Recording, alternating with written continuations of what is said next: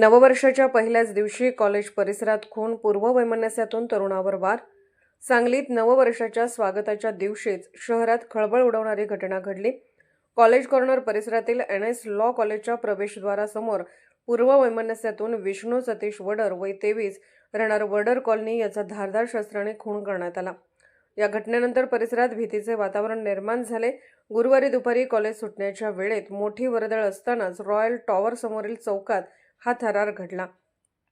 संशयित आर्यन हेमंत पाटील वय 23 राहणार कुपवाड व त्याच्या साथीदाराने विष्णूवर चाकूसारख्या धारदार शस्त्राने डोक्यात, पोटात व मांडीवर वार केले. गंभीर जखमी अवस्थेत विष्णू कोसळला. प्रकार पाहताच विद्यार्थ्यांमध्ये घबराट पसरली असून दुकानदारांनी शटर खाली ओढले.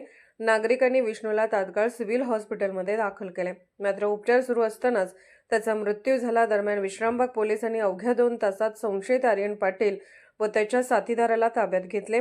1.5 वर्षापूर्वी रागाने पाहिल्याच्या कारणावरून आर्यनवर या चौकात चाकू हल्ला झाला होता. त्या हल्ल्याचा बदला घेण्यासाठीच हा खून झाल्याचा प्राथमिक निष्कर्ष पोलिसांनी काढला आहे. उपअधीक्षक संदीप भागवत, निरीक्षक सुधीर भालेराव यांच्यासह वरिष्ठ अधिकाऱ्यांनी घटनास्थळी भेट दिली असून पुढील तपास सुरू आहे. Bureau report SR news 24 Sangli.